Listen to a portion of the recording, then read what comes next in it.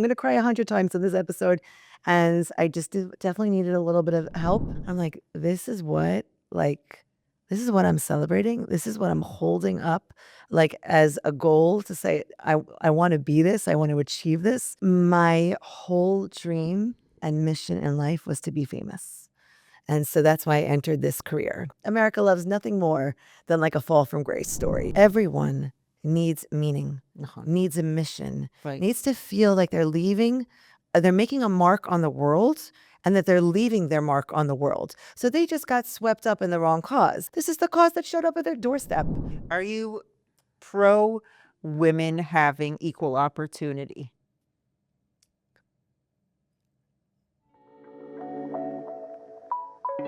It depends in what field. Hi, and welcome to the Dayna Show, where we discuss in English day-to-day life of Israeli citizens, our concerns and aspirations for the country, and everything in between. I'm your host, Dayna Kaplan, and we're so glad that you could join us. Hi, everyone, and welcome to the Dayna Show. I'm your host, Dayna Kaplan. Before I begin the episode, I always mention the hostages, that we have 50 hostages still in Gaza. We think about them every day. They're in our minds and in our hearts, and we pray for their return. I also like to thank of our soldiers and pray for their safety, that they should all come back home to their families safe. And Am Yisrael Chai. On that note, I have a very special guest today, and I have an introduction that I'd like to read. Okay, because I can't remember everything. Okay, today I have the honor of sitting with Jamie Geller, Emmy-nominated producer, best-selling author, and founder of the Kosher Network International. She began at CNN and HBO and has since become one of the most recognizable voices in the Jewish digital storytelling. Now based in Israel, Jamie serves as Chief Media and Marketing Officer at Aish, where she leads global campaigns to share Jewish wisdom, most recently through a powerful documentary on October 7th massacre and another one on anti-Semitism on college campuses. But today's conversation isn't only about campaigns and recipes, it's about the woman behind them, the soul behind the spotlight. Let's get real with Jamie Geller. Welcome. I'm crying already. I asked you for permission to cry before the episode started. And I want to say, speaking about manifesting, I have won awards, but not an Emmy yet. Okay. But you just put it out there in the world. I like it. So I'm going to say, Amen. You'll be the next Prime Minister of Israel. Amen. That's good. Oh my God. And we have napkin tissues right next to you if you need. My mom actually just told me that Golda Meir became the prime minister. I did not know this, in her 70s. That's when she actually became it. It's like, we have so much life ahead of us as a woman who is over 40. It's been very challenging. How old you were? Do you look like a teenager? First of all, I love you. I'm over 40. I'm like, are you reluctant to say your age? Yeah, I have such a problem with it. My husband is so disappointed in me. For that, he thinks I'm definitely not giving the right message to the children, because he is so proud of me and everything we've done. And he believes that age brings with it just so much wisdom and life experience. I should be so proud of everything that I've experienced and every year that I've lived. And he lost his father at a young age. His father passed away out of overnight suddenly at 42. So when his father was 42 years old. So he just thinks every moment and every gift, and he's right, is a blessing. We should be celebrating it. As a woman who grew up not religious and in the Western world, and beauty being the optimum, of success, and every sign of aging being having a negative connotation to it, as much as the embracing of the body image and our wrinkles and our beauty and our everything, it's been hard for me. So I'll just be honest. He said, get real. So right away. My father passed away when he was 63 years old. And every time we have a birthday now, my mother says to me, you should be happy that you've reached this age. You should be proud that you've reached this age. So I'm 52. I've asked him until 120. Thank you. I'm healthy. And I also used to have that issue. I try to make myself look younger all the time, but I say Shechianu every day. You're right.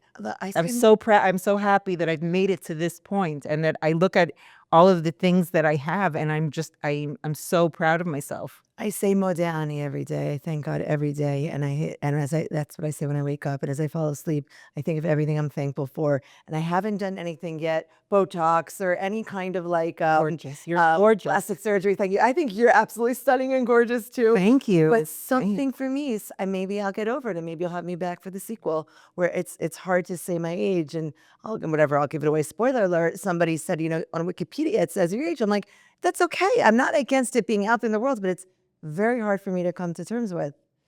And I feel younger than the number says also. So that's also hard for me. Like, what is this age supposed to feel like, Well, maybe you shouldn't even have to think about the number. Like, maybe it doesn't even matter. I like that too. But you asked me, so what am I supposed No, to no, say no, when someone asks me? Because people ask me all the time. I don't know why. It's like, Because it's so hard to tell with you. It's like you have this space where you could be like in your 20s or in your 30s. or we're hanging out. How long is the show? We're hanging out. No, but I know that you have children. I know a little bit about you, so I know approximately where you stand. But honestly, you don't look like at all. Wow. I mean, you don't. And do I say thank you? Like, is that a thank you? You like, because I don't want to give any impression that looking your age or looking older or looking wiser or having the lines and the wrinkles and the experience to show for it is negative. So I feel so caught between like my own hangups and really what's right as a message to women of the world and to the world. That brings me to my first question for you. You didn't even get started. I know you are juggling a lot of things. You're a very busy woman. What do you do to take care of yourself?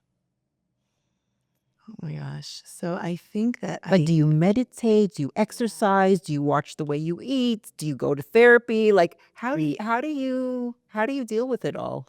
So almost some combination of everything that you said, and nothing has been religious or done to the extent that it should have been.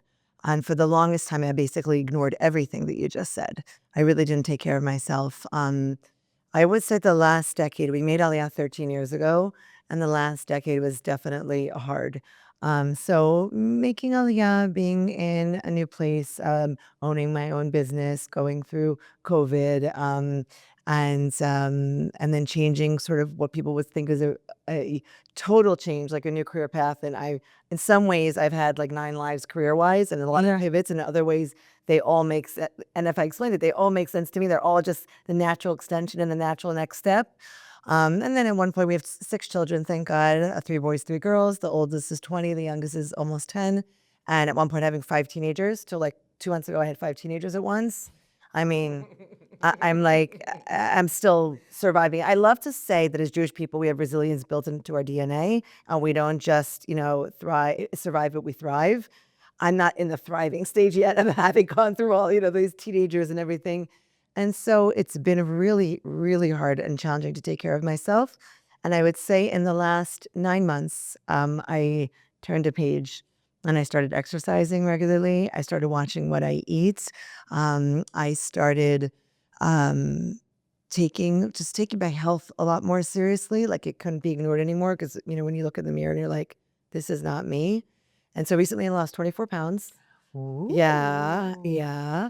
And I'm still 30 pounds away from like where I was. This is how much I weighed when I was 9 months pregnant with my first daughter, like the day before I gave birth. Wow. It's like crazy. Like, I'm not even like, I still don't, look at myself. I started taking, I'll just be so honest, the Wegovy shot, because I tried things for many, many years. I struggled. I'm going to cry 100 times in this episode. And I just definitely needed a little bit of help.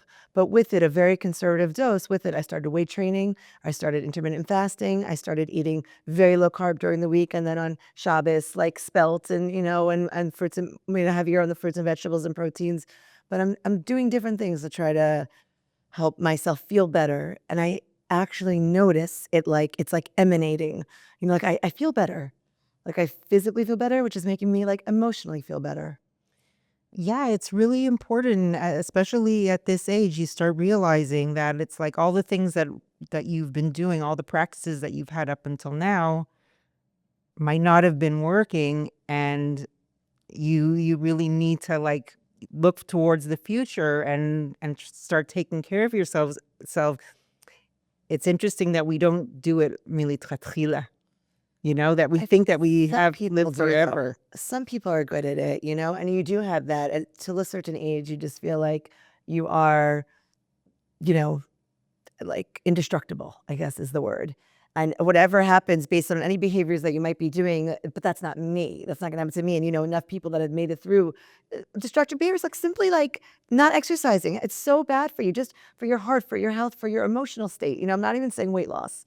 And I grew up, I was a dance teacher. I was a professional dancer. Right. I actually competed. I was a professional dancer as the only child performer in an adult dance troupe. I competed in dancing. I was on the NYU dance team. I was in sports. I was the captain, the MVP, soccer, basketball. It's so much. At one point, I thought I wanted to be like a personal trainer. So it's like I did have that back, but I lost myself somehow in the middle of it. And that, Where? When? I think motherhood, kids, owning a business. It's a lot of stress owning a business, finances, international move. I would say I'm not blaming COVID. Like this all happened before COVID. Then COVID was just like the icing on top of the cake, like the last 30 pounds and the last like bout of depression, and then coming out of it, Yeah. It was the end of it. It wasn't the beginning of it. I'm not going to blame it on COVID. Can we talk a little bit about your move, your Balchuva-ness? For sure. For sure. Because one of the things, like, I know you have all these accolades and you've done amazing things, but for me, one of the most impressive things is that when you were immersed in all of that gushmute and you were living a life in television and actors and all of those things, you managed to find your neshama. And that is not an easy thing to do. That's a huge thing to do, right? I was from, now I'm not. We moved like in an opposite direction, but I am coming back Wow. now. I think about my neshama now more than I used to. So how were you able to like tap into that when you were in such a environment? I think the more extreme environment you're in, the easier it is to tap into. Meaning when surrounding you is so much, as you said, materialism, and Hollywood is the ultimate, the epitome of fake, right? It's the opposite of real, the opposite of An illusion. authenticity, an absolute illusion, an absolute, your whole world inside and outside of the stage is a stage, and it is a scene out of a movie. And so I think that forces you much quicker to reckon with, why am I here? The big questions of life. What is my mission? How do I achieve happiness? How do I achieve lasting, fulfilling relationships? Because it's a world filled of the opposite, Right. and so I think that it was almost easier given my surroundings. If you're living a generally happy life without like this, like being forced to reckon and face every single day with this like absolute like horrifying behavior and people and experiences. So I think it's harder to like tap into, that inner voice, that Jewish soul that we all carry. And I've been mentoring a young woman for the last 2 years. I met with her yesterday, who was like on her Jewish journey. And she also came from background of TV as a producer in New York City. And so obviously people connected her to me because they thought, we could know what each other have experienced. And she just said, we come from the same place and what we left is so hard to leave and not everyone understands it. I said to her, well, thanks for reminding me, because it's like 20 years ago I left it. I forgot that it might have been hard to leave, or I forgot what I really left behind. And to be honest, I think once you see behind the stage and the screen and behind the scenes for what it is, it's not so hard to leave. When I look at You have these already? when I look at Hollywood, Yeah. movie stars, whatever, I kind of feel bad for them. I feel like you hear in the news, like they're the ones who commit suicide, go through drug abuse, and they're chasing their tails. And so it's like, why do you think that is? What happens to people who are in that environment? So first of all, I just want to say it takes a very evolved person to look at Hollywood and feel bad for them. Because yes, there are those particular cases that make the headlines. And then When we were kids, we're like, I want to be a movie Yeah. star. That was Kilu. You were at the top, top, top. Now at this stage of my life, I look at them and I'm like, oh, I feel so bad for them. They don't seem happy. Totally, totally. So my whole dream and mission in life was to be famous. And so that's why I entered this career. Because like you said, like you look at them and at first glance, you think it's everything and you envy them. And that's who we, as a Western culture, these are our idols. This is who we romanticize. This is who we celebrate. The celebrities, the word is in it. So that was my goal. And then when I got there, so I had different parts of my career. And one of them was as a producer at CNN. I worked for a show called Showbiz Today. It's now called Showbiz Tonight, but it was like the entertainment news or Access Hollywood, the entertainment news show for CNN internationally. And we reported on everything. And one of the things that happened when I was there was the Phil Hartman murder-suicide. Right. He was, because you just said it, like, he was not only a super famous comedian who had achieved greatness on Saturday Night Live, but he even then got his own show, News Radio. Right. So that's like a spin. He's not just one of an ensemble cast. He was singled out and got his own show. And one morning we woke up to the news that his wife had shot him and then herself. And the kids, I can't remember at this point if they ran out. They were at a neighbor where they were found. I think the dog was included in the shooting. It was just like, I'm like, this is what I'm celebrating. This is what I'm holding up like as a goal to say, I want to be this. I want to achieve this.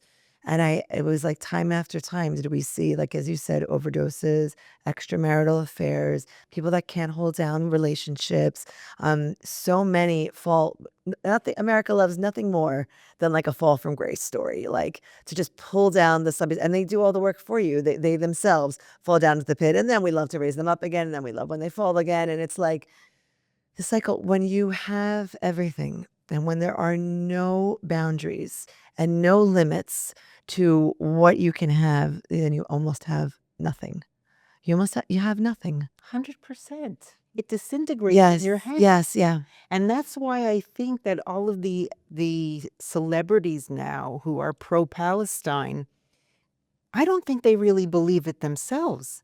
I think inside they're searching for meaning, and they put themselves in these positions because it's better for their ratings, it's better for their publicity. They don't really believe it themselves. Well, I want to almost say, like, so from me, I'll take the politics out of it and say maybe they actually do believe it, or maybe they're not doing it for ratings, and maybe they're not doing it for publicity. Maybe they're doing it for the first thing that you said.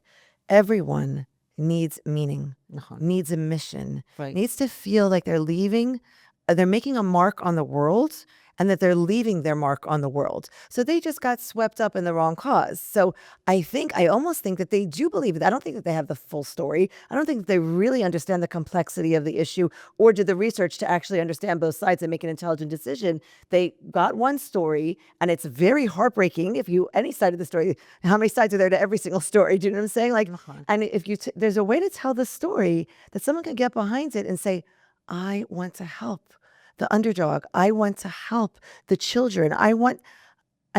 Before this, starving children in Africa, activism, wherever in the world, people need to feel that they are bigger than themselves. And when they're in a world that is so fake, they need to stand for something. This is the cause that showed up at their doorstep. Do you know what I'm saying? I think it's more naivete than like, oh, someone's out there for ratings. I'm sure there are cases for that, but I'm just like at a very base human level. We're speaking about the soul.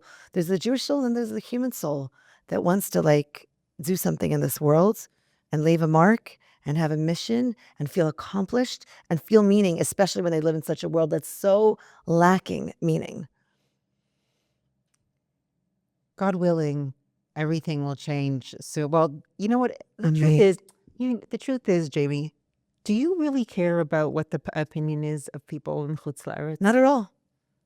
Not at But all. how much time do you spend, like, watching the news in the United States, like, in terms of Israel and the anti-Semitism? Like, I know it's going on, but like, we have problems of our own here, in Israel. Like, how much can you time can you invest on what's going on there when you're living in this situation here? So I think also because I took on a new role at AISH. I Right. am the global spokesperson for AISH. And even before that, I felt it was still my duty as both an American citizen and a global citizen of the world to really know and understand what's happening. So I do read the news and I'm very on top of what's going on. But just because I want to be educated and informed. And we were just speaking about this before, like I think that knowledge is power. And so I think that it's critical, but I don't spend any time getting emotionally upset or involved in what other people think and or their behavior. And if there's something for us to do to combat that, like with Frontline Warriors, to shine a light on the anti-Semitism on college campuses, then we have to. But I don't. It doesn't keep me up at night. It doesn't make me crazy. It doesn't make me inflamed. And if I have some energy to do something, I want to do something that's going to help change the world, in a positive way. And like when you said, we live here and we've got so much going on here and we have so much going on here, so much. And we're living through a time that is unlike any other, in the history of the Jewish state and, and the complexity of modern times. But I feel that the Jewish people are one family. People always ask, are we a race? Are we a religion? Are we a culture? We are a family, right? We all descend from Abraham, Isaac, and Jacob, Avram, Yitzchak, and Yaakov, and we are all one family. And so I feel tremendous connection and a duty to know what's happening to my family in the States, the same way I actually have some of my nuclear family there, as well as my extended Jewish family. And Do you think they feel the same about us? Oh, I mean, I think that they are so connected, and you see what they're doing. I mean, whether they're taking to the streets, whether they're taking What about that mayor of New York, the one that might Mamdani. Yeah. What about him? What about the Jews that support him? So first of all, there's always going to be a fringe group of Jews who are from day one, ceasefire now in Gaza, who are, I marched in the Israeli Day Parade down the street of Philadelphia and down the street of New York City and have Jews like protesting against the Israel Day Parade in times of peace, not even now, do you know? So there's always going to be fringe, very, very liberal, very socialist, very leftist, very woke, who have misplaced mercy. But that's a small fringe, and we actually dealt with that in the documentary. They're not reflective of the Jewish people. So yes, there's always going to be a fringe group, but do I think that the majority of American Jewry and global Jewry are praying, caring, sending money, coming to volunteer, trying to get in here, trying to help us, and have us and our hostages and our dear soldiers on their mind and on their lips and as part of their conversation? Oh, you better believe it. And if you have signs on their lawns and pins on their clothing and dog tags and they're all in. They really, really are. And okay, a fringe group, let's set them aside. I mean, what does keep you up at night? What do you worry about? My children. Yeah. Yeah. And it's crazy because even though I'm so involved in the world issues and with, everything that's happening October 7th and our hostages is so painful. But I can't even think about them at night because then I wouldn't be able to function. You think. I'm like, there are certain people, and you seem to be similar, like have a very empathetic and open heart and very physically feel the pain of others. So I feel it in every day for a moment. I pray for them and then I need to move on because I can't, it's so hard to carry and it is so painful. And the hostages, I'm so glad that you mentioned them because it is just, that is the most painful. But like when I think at night, the next day, what I could have done better or what am I worried about or what occupies my thoughts? And it is the success of my children and then spiritually and emotionally and developmentally and socially and academically. How old were they when you moved to Israel? My oldest had just turned 7, so she was going to second grade. And our youngest was born here. Wow. Yeah, so I feel like gotta Wow. check a box, Wow. What was the catalyst for you to move to Israel? So my We husband can jump to that. Yeah, my husband on the first date said to me, it's always a dream of mine to live in Israel. And I said, well, then go find yourself another girl. We were set up by a matchmaker as a blind date. So you get to know each other the first day. You put out some of the big things that are important to you. And I was like, and I love Israel, and I'll support Israel, and I'll send money to Israel. Maybe one day I'll even have a second home in Israel. I'm not going to live in Israel, you know? You were in Israel Oh, before, yeah. oh my gosh, more times than I could count. And I did a high school in Israel program, Alexander Muss High School in Israel. Spent a semester here and spent summers here with my family and speak Hebrew passably, you know, like a toddler, but passably. And but not to live here, like never in a million years. And so, like water on a rock, he worked on me. And I just felt eventually his dream, use the word Gashmis before materialism. His dream was a ruchnius dream. It was a spiritual dream. It was coming from such a good place. He didn't want to move somewhere so we could have a bigger house or have, a second car or third car or, an in-ground pool. He wanted to move somewhere where his soul was alive and where he felt he could live his most authentic Jewish life and come back to our ancestral homeland and walk the roads and the streets and the mountains that are mentioned in the Bible and just be one, where we need to be as Jewish people. And live his authentic self. Yes. Just like you should at your age. Yeah. Yeah, but you said I should have cared about it before. Now you're saying. Yep. But his most authentic Jewish life can be lived here. And it's not just his. This is where Jewish life was meant to be lived.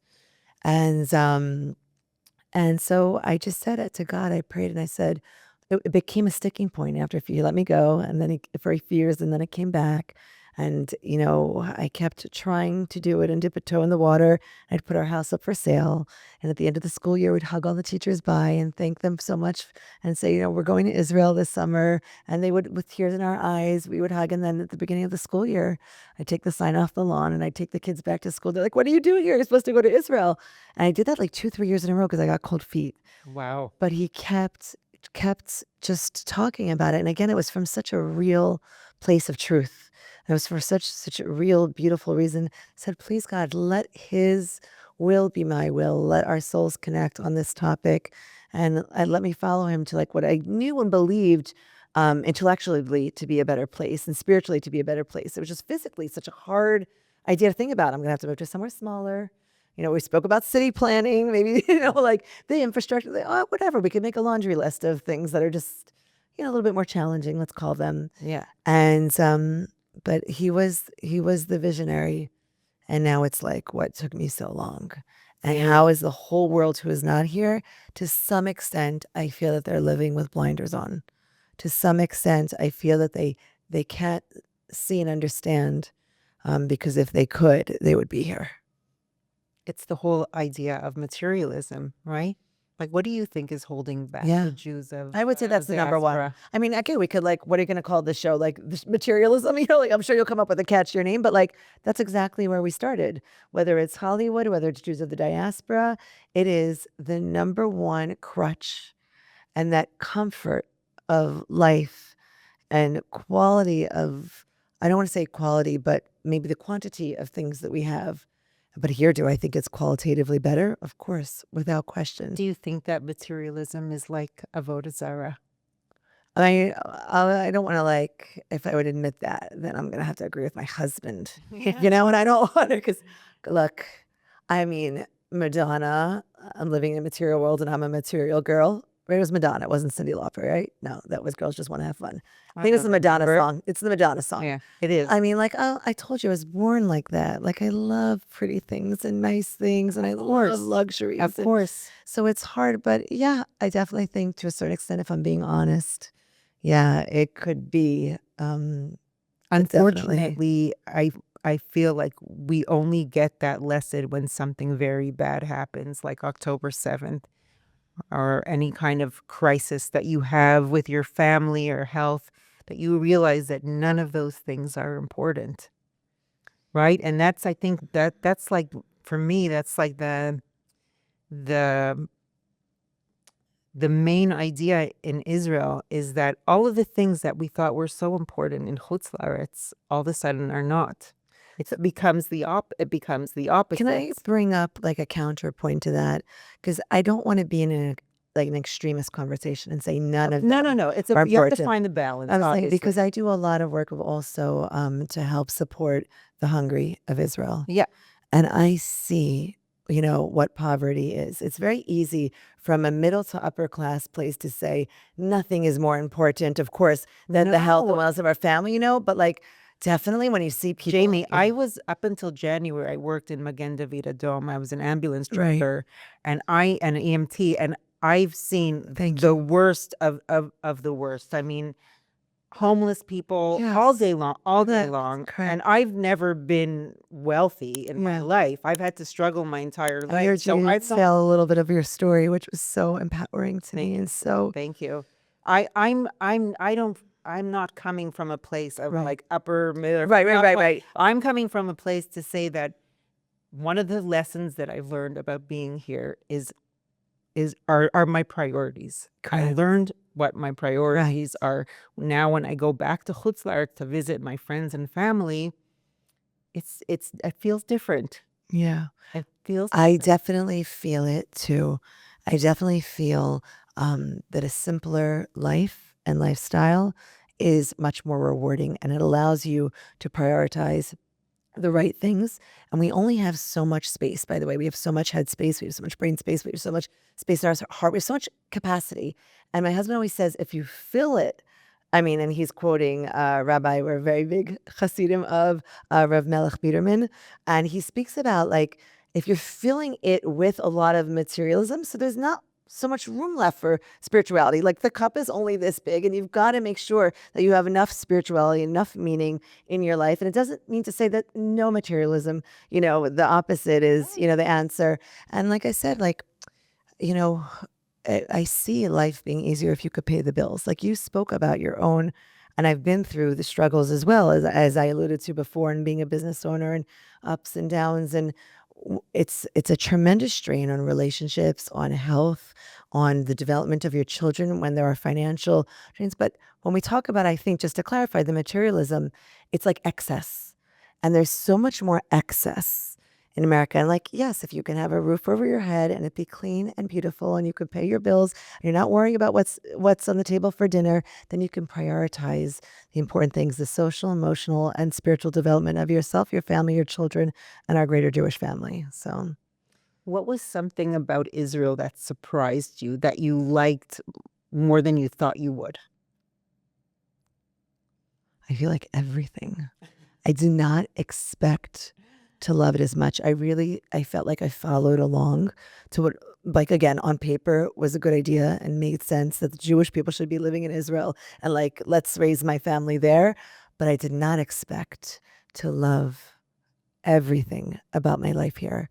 And to every day, 13 years later, I don't take anything for granted. And every day I say, thank you, God, that I am one of the lucky ones. I feel privileged to be here. And I'm going to cry now. yeah, don't you? I love it. It's not peachy and rosy all the time, but, especially during this period of the war, I never felt like I had as much purpose as I did then. Even though I was scared and I was going through a really difficult time, it's the first time that I felt so in tune, like I've connected to what was going on. Yes. Like we're living in such an important part of history right now. Yeah. And we're part of the story. We're not just living it and watching it from the sidelines. We are literally part of the story. We have so many warriors who have taken to the front lines, just like you, and this whole podcast that has been born, through this and from this and all this skills and strength that you didn't know that you had, and getting this message out to the world. It's just empowering. And it's unbelievable. And I feel that it's so clear there's nowhere else running in and out of bomb shelters with all the pain that we have endured, with all the loss. There's nowhere else that I'd rather be and want to be. It's painful to see the Jews, the ones who did run away during this time. And the ones, a lot of people who left? Did they leave? Did they leave? It was more the visiting ones. I didn't see anyone personally, thank God, who was here living here that left. But to see people that, running out of Israel in the war like Jews, I have to tell you, like, the craziest thing. So there was these like rescue mission flights. Right. And I guess Governor Ron DeSantis ran one for Jews of Florida, and he got them out. and you see a couple, a religious couple, Jewish couple. Obviously, they're American citizens. I don't know if they have citizenship here or not, have a place here or not, or we're just visiting here. And they are hugging him and thanking him for bringing them home. And I just felt like, how can that be? The Jewish people left their home, because Israel's everyone's, it is your home. And like during a time of war, and fine, okay, maybe you're scared, maybe you're whatever, maybe, but then like there's like publicly like bringing them home. No, this is your home.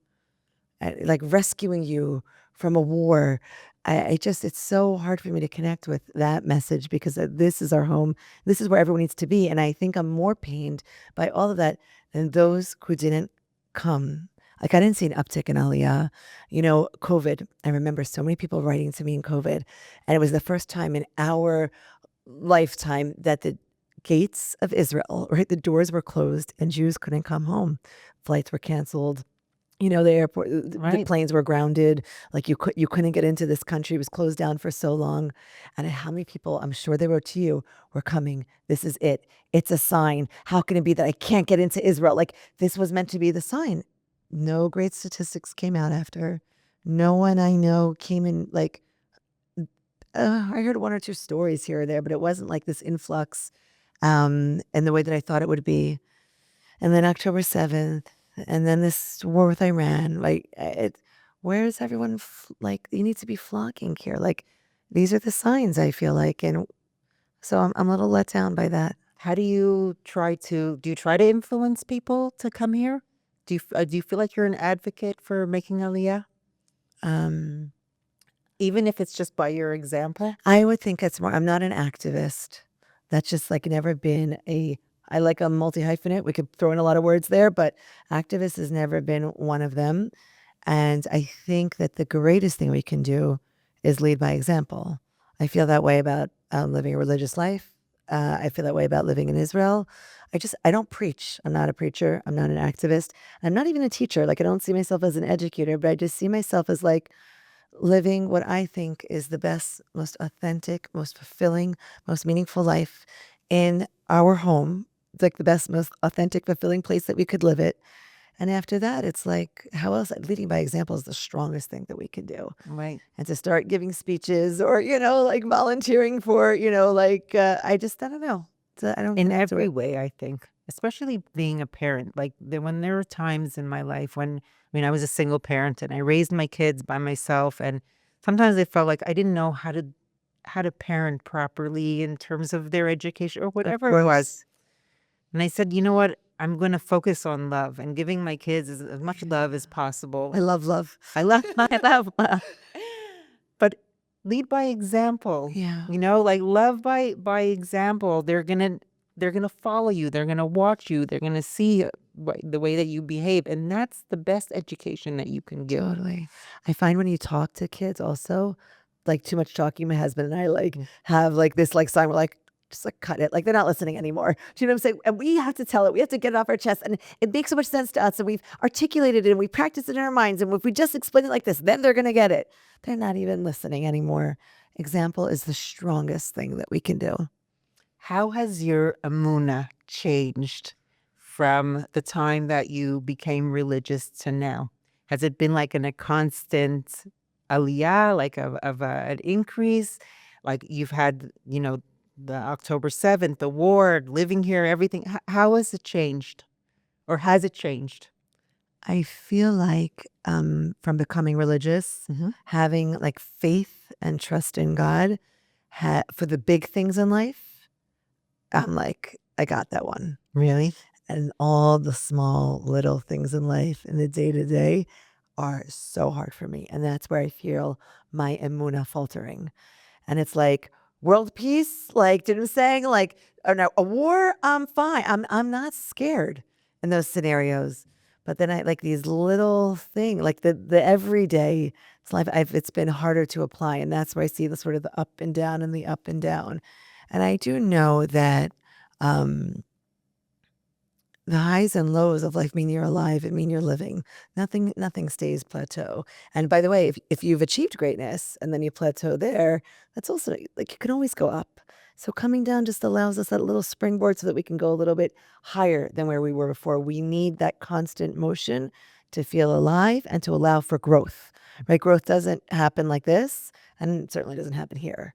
So up and a little down to just bounce up higher. I feel like I believe in so much. And like people would say, oh, you're so positive and you're so full of emunah. Like I definitely portray that. And just today I was talking to my husband about something challenging. He's like, you need to work on your emunah. What's going on? Where is it? And I was like, "You're right. Like you're so right. Like where is it for these, the everyday? And then I have 100 types of those moments every day. When I was growing up in elementary school, so I went to super from school. My teachers were wearing strimals, the whole thing. It was Wow. pretty. You grew up like Hasidish?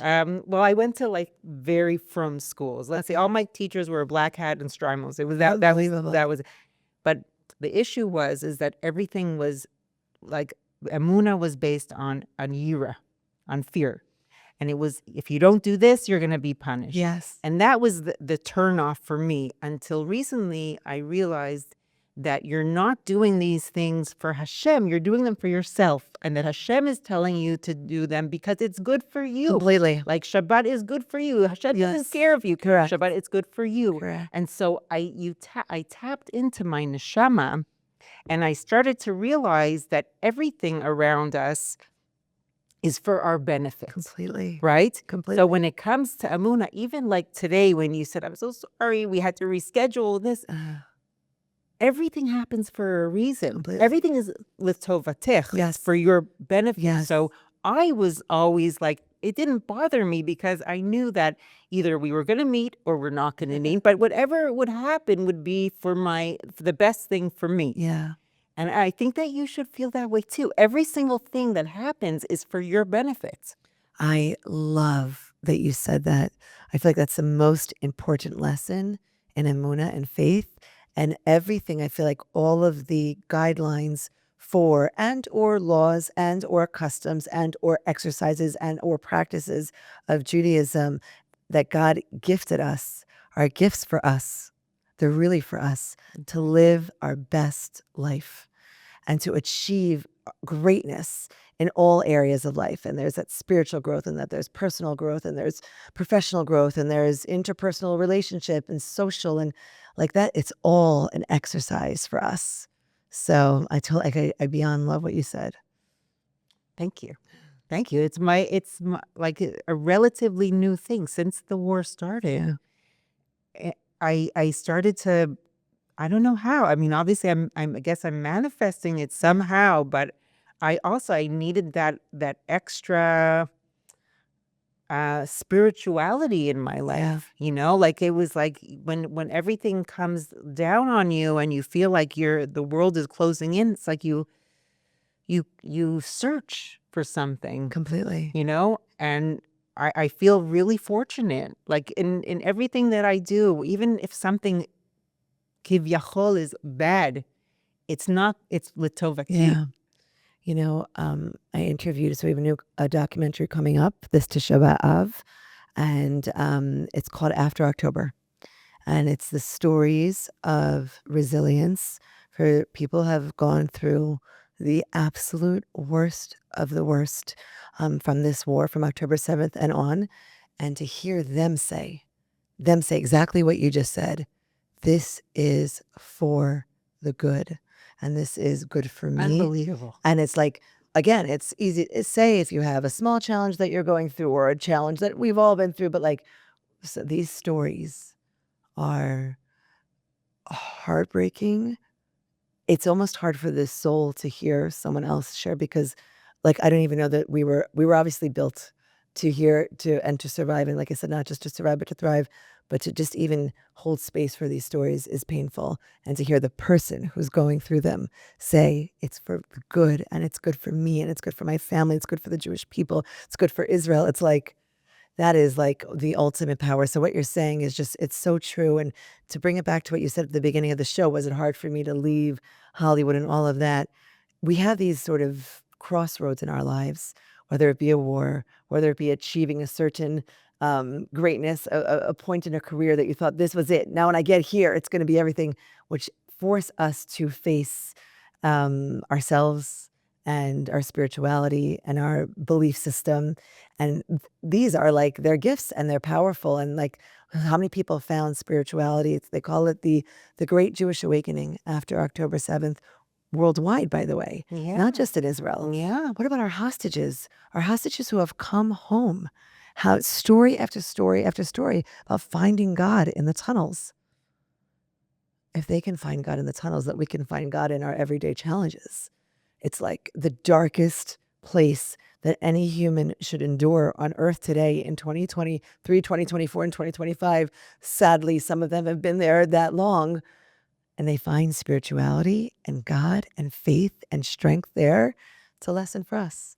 With your connection to Aisha Torah, are there any statistics about how many Jews have been coming back to Yiddishkeit since the October 7th? So there's going to for sure be a new huge Pew study after this. And, Yeah. so there's no real way to gather hard statistics that I can tell you. And I wish we should probably get some kind of inkling together but I can tell you across the industry globally of all Jewish institutions, we are seeing, and again, that could be Reform, Conservative, Orthodox, that could be non-denominational, and that could be the Jewish Community Center, just the JCC, that's getting more people that want to just come to like, a show or a program or a book club. Not that there's anything really Jewish about it. Maybe the author's Jewish, or maybe they just know that the group there, the gathering to talk about this book is a Jewish group. Are just yeah. I'm so sorry. No. Don't worry. Don't worry about anything. Yeah. Okay. Don't you worry about a thing. Nothing. So, it is just there. I mean, there've been articles written about it, so we'll try to pull it up. But there's been no hard statistics that I have seen yet. Also, Jews who weren't affiliated before now have to stand up for themselves. Correct. So all of a sudden, people are starting to become Right. to connect with their Jewish identity, whereas before they really didn't need to. Unfortunately, it takes something really negative Totally. to make us. So I'll say something very strong about that in a second. But they want to be counted as part of the Jewish people. Like they want to stand up and be counted. So that is powerful in and of itself. Yes. And anti-Semitism, to a certain extent, is a gift. It's putting us back in our place when we assimilate too far into the host culture and believing that we are just like them and we are no different. They always come along and remind us, no, we are different. And then that reminds us to, again, stand up and be counted as part of the Jewish people. Right. In whatever way that means, and whatever way, if it's enough to say, I'm going to wear a Jewish star.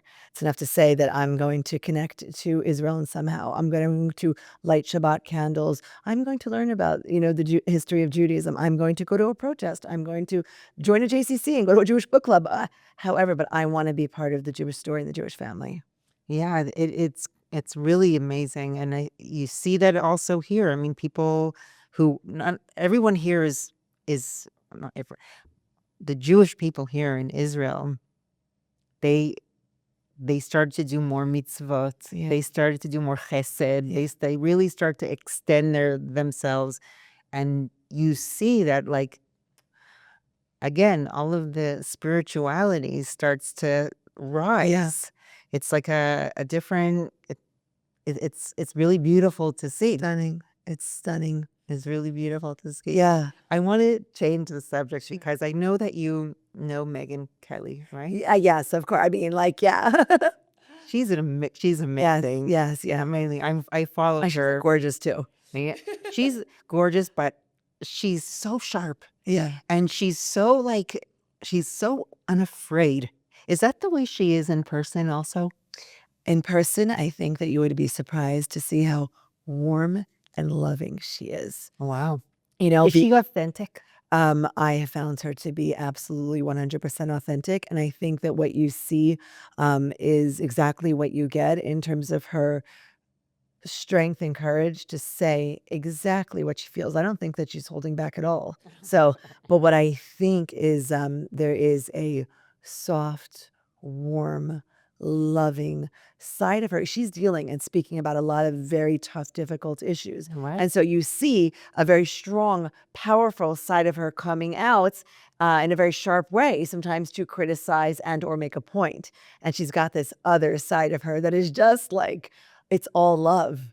It's all love. And so I think that that's like amazing too. And that would be surprising for people to know. Do you still have a connection with her? I don't now. I mean, it's been years. Like if you invited her to come visit, would she come? Oh, that is so funny. Well, let's invite her now. Let's make it official. Megan, you're invited. I used to be on her show all the time for the Jewish holidays. And so it would be my absolute honor to host you, Megan Kelly, back on my show now and to have her come to Israel. And I think she'd love it here. Sure. She'd love it here. For sure. Yeah. I think a lot of people should come here. Yeah. Why don't they want to come? Well, I think people do want to come. I just think, first of all, it's like far, and it's a big undertaking. It's not like hopping down to Miami. You know what I'm saying? Especially for people who haven't been here before. So it seems also bigger than it actually is. For those of us who've grown up with Israel as part of our life and have come back and forth, so we know that.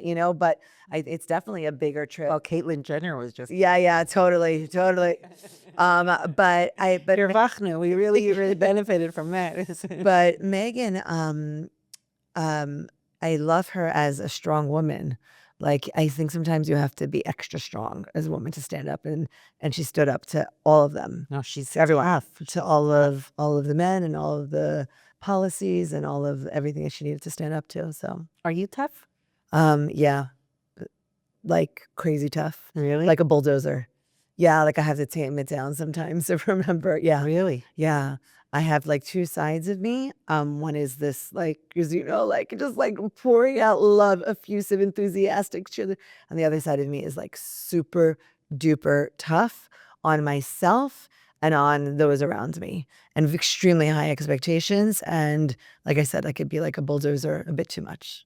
You've taken on so many keys in your life. You've accomplished so many big like projects in your life. What is it about you that got you to that point? What is it that's like inside you that drives you to that? I mean, I think I just love doing big things. I like it's I've always had the mentality of go big or go home, and I'm already home, so now I just need to go big. Like that's it. I love, love doing things that could get attention on the world stage and make a difference in the world. You like attention. Yeah. Whatever, if I'm being honest, I do. And I love to do things that get attention. Not just that I like whatever projects, even if I'm behind them, like on Frontline Warriors, I was just a producer on it. Like you didn't see me in the documentary, but to me, it's a critical documentary and piece of film that needs to be out there for the world today and for the future. Are you a feminist? Not at all. Not at all. Well, it depends. What does that mean? I don't know. I guess it depends what it means. Depends what it means. Are you pro women having equal opportunity?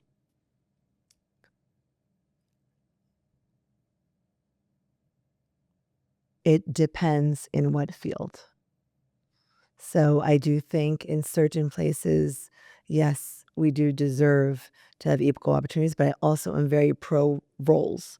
And I don't think that we should, take on roles that are meant for others. So I think it's a case by case basis. And I don't think everything a man can do, a woman can do. And I don't think everything a man can do, a woman should do. But vice versa. I don't think everything a woman can do, a man can do. And I don't think everything a woman can do, a man should do. So that's why I feel like there's a time and a place for us to stand up and to be given more opportunity and more of a voice and more of a stage. And I think that we can accomplish things and do things in what has been inherently a men's world and be successful in ways that men could actually never be successful, and we need to have a voice there. But the same thing, I don't think it's like equality across the board for everything. I agree with you. I feel exactly the same way. I think that women should be home with their kids. I'm kind of a male chauvinist. I'm not a feminist. I'm kind of a male chauvinist. I think that women should be allowed to stay home with their kids and raise their kids. I think the best upbringing for a child is with by their mother, their parents, but by their mother. Like the father should go out and make the parnasa so that the woman could stay with the kids. I definitely think women should work if they want to work. Right. But I always think that that about the rules, that it's important to maintain that. I wish I could have done that. Like, I wanted to stay home with my kids. Yeah. You know, I really, like, for me, the separation when my kids went off to Ghana, it was the hardest thing for me. I was bawling. Yeah. You know? First, when I dropped my daughter off at 3, the first time, my oldest, that she was away from the home in a formal daycare system. I'd never done any kind of daycare before that. I showed up to see the place holding her. And the lady says to me, she's 3. She's not a baby. I had 2 other babies also. It wasn't like I just had this. But like, I mean, crying, tears are an understatement, bawling to put her into like a daycare program, you know, but to go back to what you said, I agree, and I struggle with that a lot because I definitely think that a woman at home raising her children is a luxury and the best optimal scenario. But I'm a working woman, and I struggle a lot with the guilt of that. And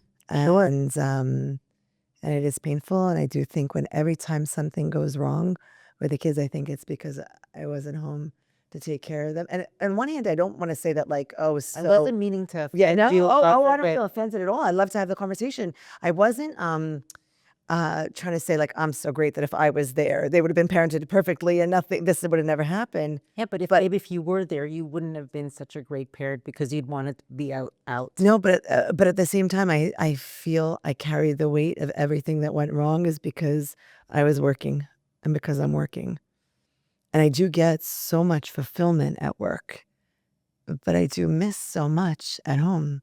And I just want to like recognize that because people always say things like, oh, Superwoman, like they put that out there in the world. And I remember when Wonder Woman came out with Gal Gadot, I didn't want to see it, and I didn't see it because I feel like this expectation for women that like we've got it all, like we're out there saving the world. Oh, and we can raise our family and everything's going to come out just right, exactly as we wanted. It is a tremendous burden and expectation on us. And the feminist movement, I don't know that it made us happier. I don't know that it made us happier. And, you know, you have all these other statistics about, you know, what it was like for women before they had their own agency and were able to work and to make their own money and to be able to get out of abusive relationships or, you know, of course, that's what I said, there's all these outliers. Like we spoke about the Jews who are like, you know, not supporting Israel. Okay, but, you know, so that's why I said it's like a case by case basis and it's definitely a conversation. And so How do you reconcile that? I don't know if I have yet. Look, I'm at Aish. I've been the first woman to be elevated to a position of senior and executive team leadership in the history of a 50-year organization. And everyone I work with, like, I didn't have to remember anyone's names for the first year because it's basically Rabbi Jamie. So on one hand, and they have, like, Rabbi Stephen Berg is the CEO of Aish, and he now gave me this new role to be the global spokesperson of Aish. I never even asked for it. I was the chief media marketing officer, and now I became the chief communications officer and global spokesperson. He wants me representing the organization on the world stage as a woman, a 50-year-old Jewish organization that has a certain connotation in the world. And this is probably the most unexpected move that they could make. And am I grateful for it? Do I think it's incredibly important for women? Do I feel like I'm making a move that's critical for all women moving forward within Judaism and beyond? Yes. And at the same time, like, it keeps me away from my kids. It keeps me not at home. So yeah, I don't know that I've reconciled it. I think I'm living through it and figuring it out. I think every person who is in the spotlight or making a huge difference has to sacrifice something. Every single guest that I've had here who is popular, let's say, or who are really making a difference in one way or another has to give up something. Every single one, whether it's a man or a woman. There's a trade-off for it. But I think I've given up a lot, meaning not just something. There's for sure. No. I know. Right. The question is what? So for the longest, like I said, are you publicly before? Not at all. They proud of you? My kids are so proud, and I think that comes from my husband. So basically, I have a number one fan, but I have two number one fans because my mom and my husband like fight for the number one spot. So I just don't want to ever leave anyone out. But Come with that. but So cute. no, they're so cute. The things are so. And my kids just like he leads the way, and they are so proud. They are so proud, and they tell everyone. So my daughter last year had her bat mitzvah show. It's like, I don't know, 200 girls. They wait since they can talk for this big bat mitzvah show. And they rent out a huge theater and they practice all year for it. And everyone knows, even when it's not your year, when the bat mitzvah show is for the older girls.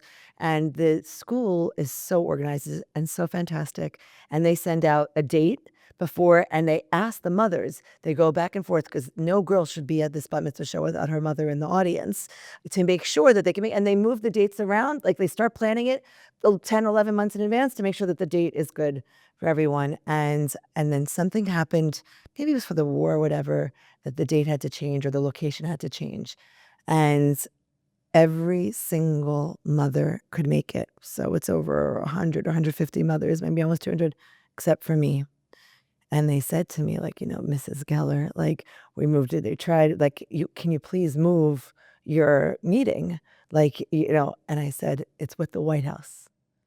Like, I can't move the meeting with the White House.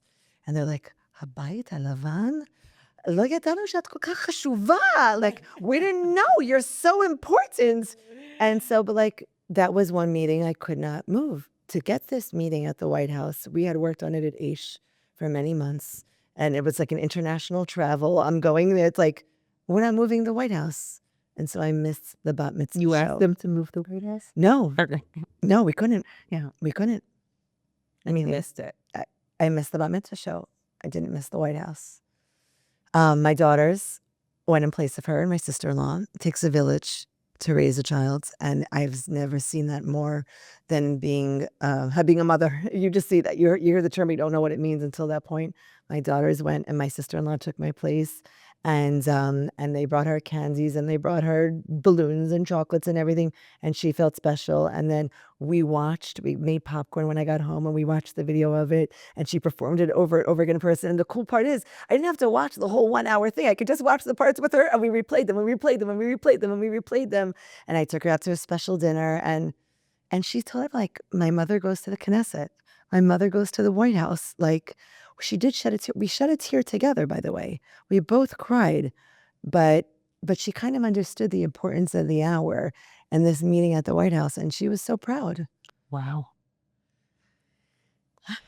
That must be challenging. Yes, we miss things. We miss big things. I don't really have a social life. I have no friends. There's just no time. I'll be your friend. Well, I was going to say, like, this is important because it's like I have a friend now, so we got to talk. I'm like, I haven't reconciled it. Let's talk about it, like, Yeah, sure. But when do you get an opportunity to really talk about your feelings and where you're at and what you're going through? And with other women, it's important. So You feel like women are jealous? no, I don't feel any negativity. Do you go to shul on Shabbos? No. Why didn't I go to shul? Because I'm on all the time. All the time I'm on. And Shabbos is the time that I focus on my family. I also don't like having a lot of guests. And it's a shame but I do feel that then they monopolize my time and I don't get to spend enough time with my family. And so that is my time that I'm like 100% focused on my family. And I also don't want to feel the need that I have to be on and talking. So Yeah. I just find myself like being at home, being with the family, just being on the couch. Like, I don't even take a nap in my room because I don't want to separate from them. So I just nap on the couch with the kids playing around me. Then they wake me up, they have a question, and I'm there, and then I just like roll back over, or I hear them playing, and that's a joy to me too, I hear them fighting, that's also a joy, Yeah, wow, beautiful. So, That's beautiful. yeah. Shabbat at your house must be really lovely. Do you cook? That is such a good question. So I don't love cooking. I told the world, and I no one's remember it. listening to me, Yeah. So It's kind of to the point where my husband says, make something for Shabbos, one thing. So you could say, but we all cook together, and my kids love to cook, and I train them really well. And my husband loves to cook, and he taught me how to cook. So we're in the kitchen a lot together. And I obviously have my few staple things that only I make. Like I make the brisket, and I make the challah, and I make the kugels, and all the salads. They know how to wash and check all the components, but like the dressing is like, make your dressings. Like I have like 5 different salad dressings lined up for like all the exotic salads and stuff. And so yeah, I guess I do, but I don't think I do to the extent that people think I do. And we all share it. And that's more, we all share it. We really, really, really all share it. You see the women on Instagram who are making those videos about cooking. They love it. You can tell that they really, really love it. They love the measuring and everything. I'm like you. I don't really like. Yeah. I think I have some ADHD. It's very hard for me to follow a recipe. Right. But Well, I mean, you know what? you're a creative soul, a creative culinary soul, and you want to do your own thing. No, whenever I get creative, it never turns out well. One of my favorite videos is the one where your husband teaches you he makes his cholents. That cholent was in the New York Times. So I like to walk around and tell everyone I've published in the New York Times. And he reminds everyone that it's his recipe that was published in the New York Times. But that is our famous cholent. And here and there I've had to like step in and make it. Let's say like sometimes he likes to go to the Kotel on Friday. And so I may have to make the cholent here or there. Sometimes he's been out or, sick, and I've had to make the cholent.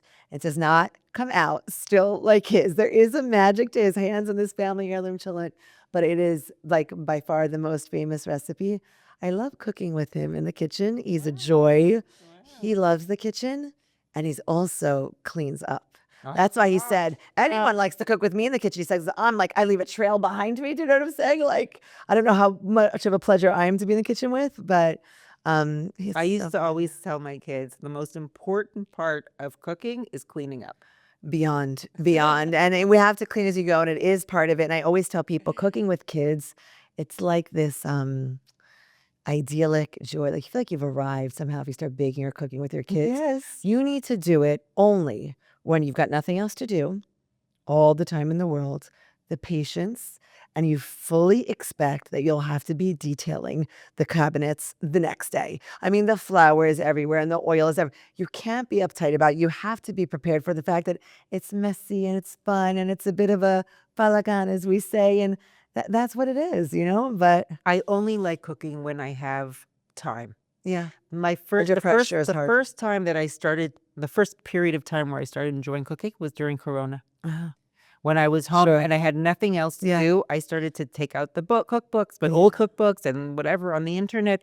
And I started making these dishes that were so complex, but it's such a joy to see it come together. Totally. And I never had the time to do it before. Yeah. It's a luxury also, right? It is such a luxury not to cook, not under pressure while juggling a million other things. By the way, we don't do anything in this day and age singularly. We're always doing a million things at once. Yes. So it's what you're talking about really is being present. And if you can be present, you can enjoy anything, even the things that you didn't think that you would enjoy. Right. Because you're just present in the moment. Right. But if I would ever, I've written 8 cookbooks. I always say I will never write another cookbook. And then I feel like the surest way to do something is say you'll never do it again. So now I'm not going to say that. I would like to not write another cookbook. But if I ever did, the next one would be about cooking in bulk because of just how busy I am and everything. I make chicken soup 3 times a year. I make brisket 4 times a year. Like I make like 30 to 40 pounds of cow, like brisket at the same time. Wow. Yeah, I make potato kugel, probably 25 pounds of potatoes at a time. So it's like an army. I set everyone up. We all have our stations. And then I go, the things that freeze well. And that allows me to pull every Shabbos, I'm pulling something or multiple things out of the freezer and then supplementing with a few things here or there fresh. That's so clever. Yeah, but by the way, it's very stressful to some people. My sister-in-law is Sephardi, Israeli. Do you know what I'm saying? Like, what is you say to her? She's not Moroccan, but you say to Moroccan, what's that? Yeah, I don't like freezing. Yeah, they look at a table with 3 legs, and you say to them, "What's missing?" And they say the salads. 8,500 salads, like with 4,500 ingredients, cut fresh on the spot, hand chopped right there.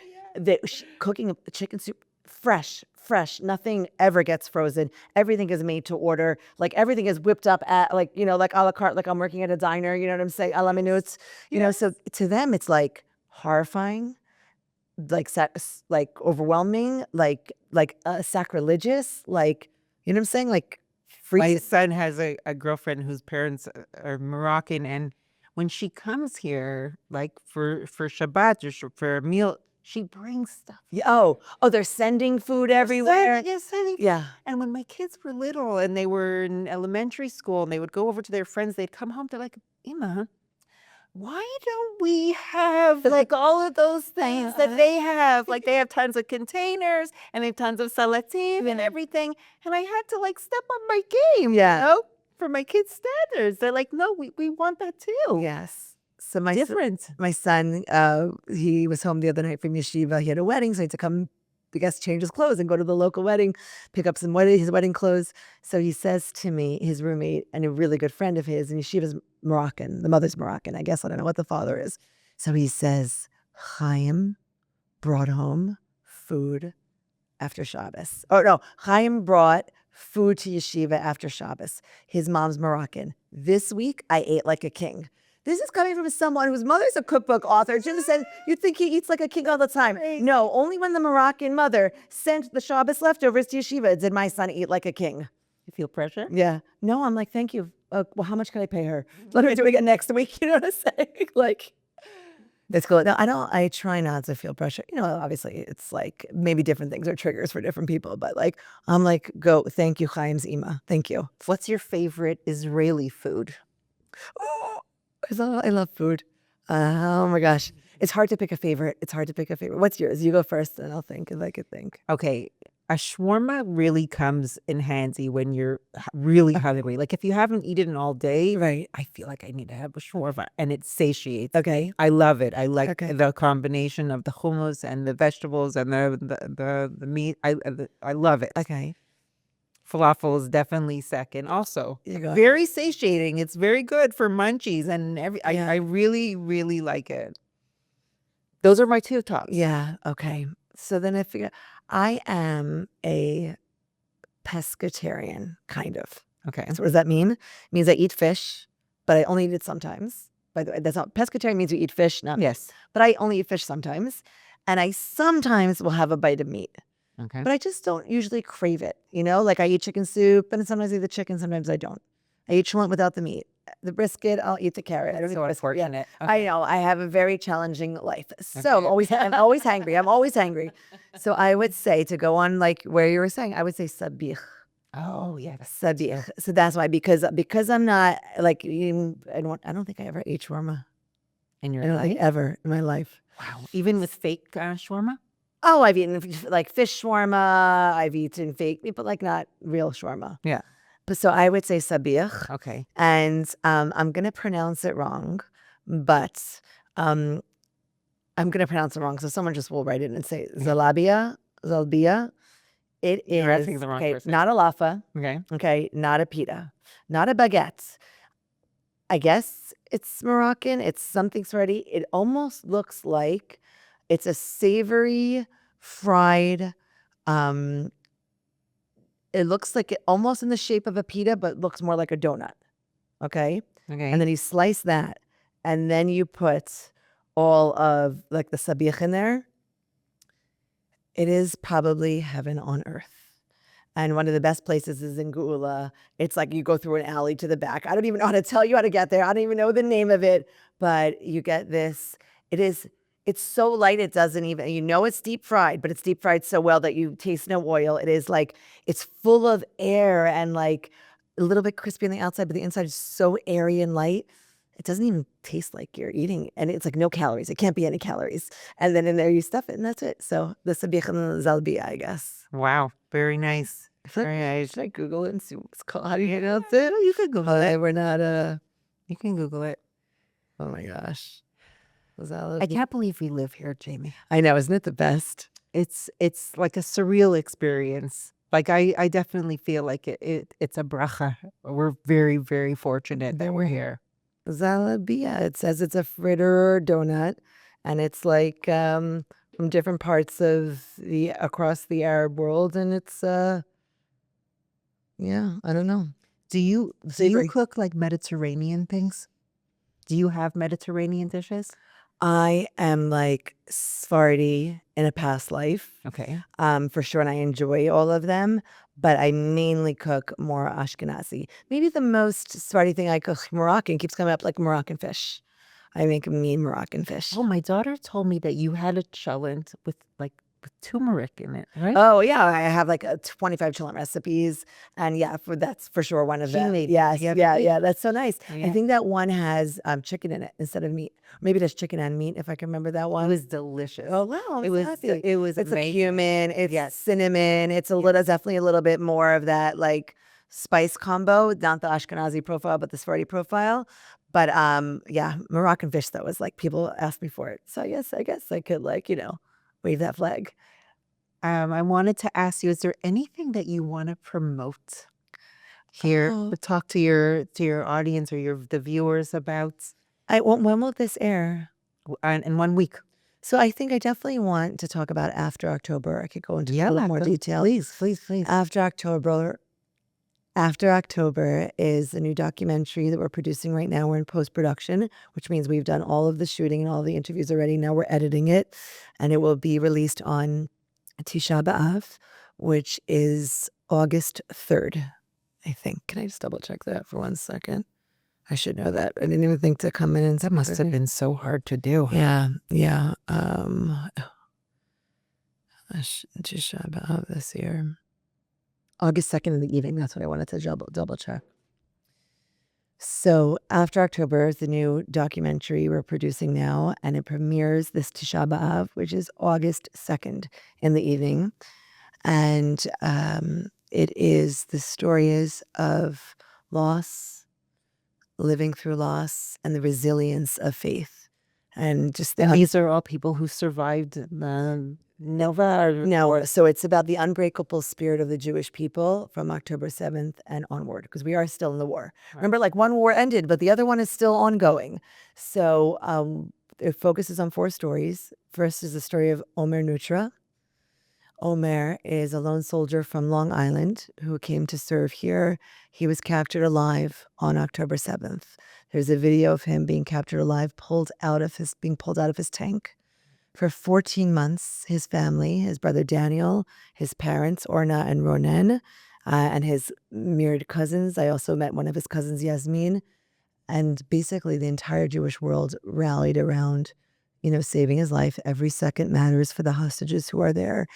And they got the news 14 months later in December that he was actually killed and had succumbed to his wounds on October 7th. So it's not just that his body is still being held hostage today. It's not just that he was captured alive, but because he didn't receive, of course, we know the Red Cross has not been to visit our hostages, because he didn't receive any proper medical attention, he succumbed to his wounds. So he was murdered on October 7th. And so it's living through that story. The next story is the most recent. That was the October 7th story. I'll give you the most recent, and then I'll fill in the 2 in between. Happened just a few weeks ago.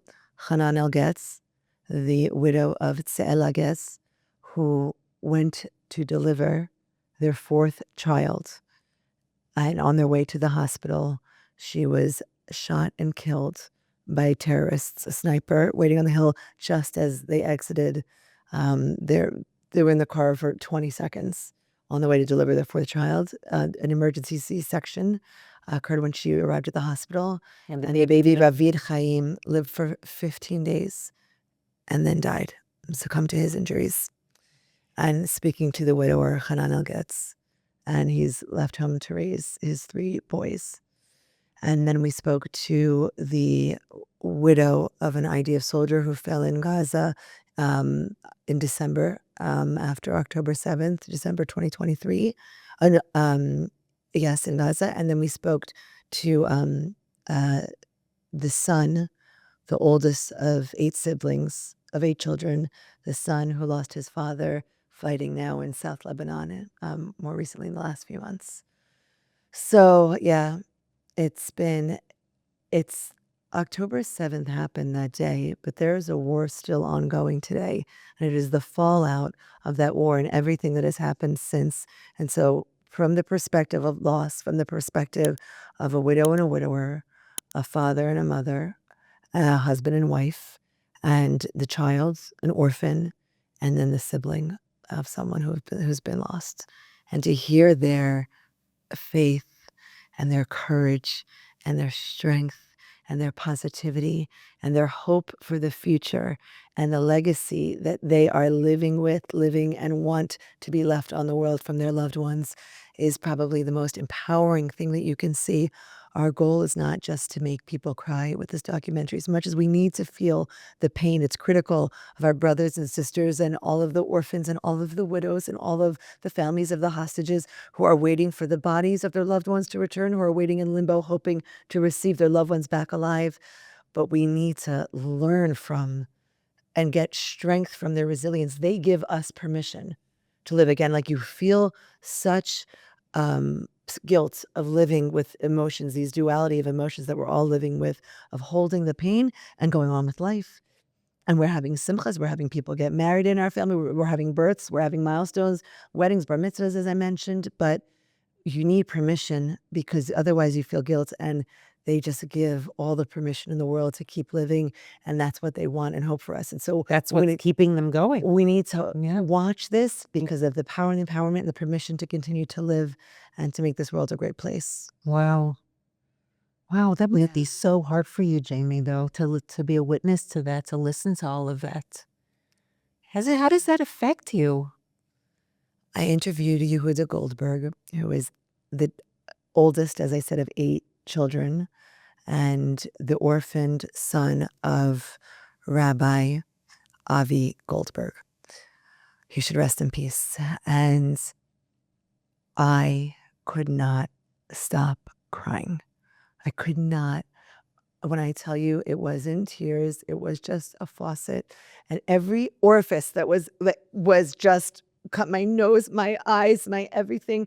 I just put the tissue over my face because I couldn't.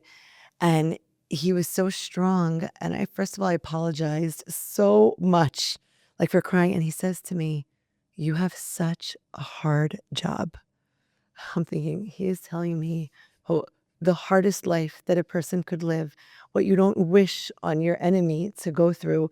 And he's saying, I have a hard job. And I said to him, I never, ever in a million years, not before he said this and not after you said it just now, describe my job as hard. I describe my job as rewarding, empowering, inspiring, meaningful, mission-driven, a privilege, never as hard. Wow.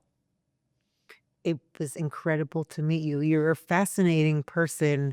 Your energy is just so contagious, and I'm so appreciative for you and for what you do and for what you do for Am Yisrael and for all of us. Thank you.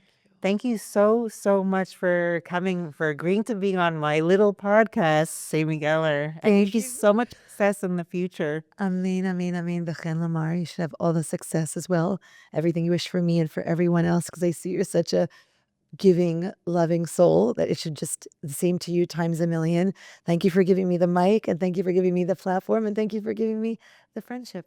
Yeah, b'simcha rabba. You're welcome to come back anytime you want. Like, do we have to record or we could just be friends? Yeah, well, you can hang out, turn off the camera and just hang out anytime you want. B'simcha rabba. Thank you so much. Yeah. Thank you, everyone, for listening and watching. Am Yisrael Chai. Am Yisrael Chai. Thank you for tuning in to this week's episode of The Dayna Show.